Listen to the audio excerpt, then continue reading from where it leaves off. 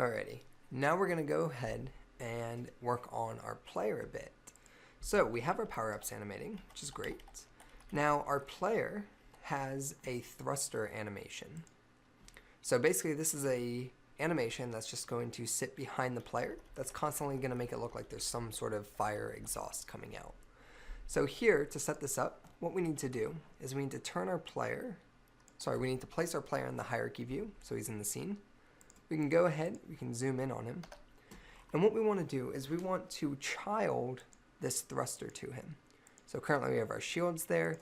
Let's also do the same for the thrusters. So to do this, all we have to do is grab the first frame of the thruster and go ahead and place that inside of the player.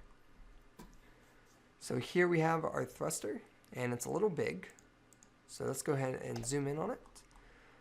First things first, I want to go ahead and just hide our title screen temporarily. So I'm going to go to the canvas, title, and just turn off the image component just temporarily. Alrighty, so for our thruster, let's go ahead and rename this to thruster. Let's position it where we want. I want it on top of the ship, I believe. So what we need to do, sorting layer is going to be foreground. Okay. And maybe we do want it behind the ship. If we want it in front of the ship, I believe if we set the order to 1, it would be on top. Yeah, so 1 is actually on top, or 2 would be on top of it. Keeping it at 0 may be okay for now. Let's go ahead and move it down, and we'll find out. So select the translate tool in the top left here, and we can just drag it down to the position we want, which is about right here. Now, right now it's a little big, so let's go ahead and set the scale to about 1, 1, 1. That's a much better size. So let's go ahead and put it, say right about there, possibly. Yeah, you can find what you're happy with. I think I'm happy with that. And what we're going to do now, while the thruster is selected, we're going to go ahead and create a new animation for it. So create, Galaxy Shooter, animations, and we'll call this thrusters. And just like we did before, grab frames 0 through 20, drag them into the animation view, and we'll get our keyframes, and we can go ahead and sample it in the scene. So it's very subtle, it's very quick, so that might be a little too quick. So I'm going to go ahead and make it about 24 frames per second. And I think I'm much happier with that. Okay, so click on the thruster, verify you have an animator component.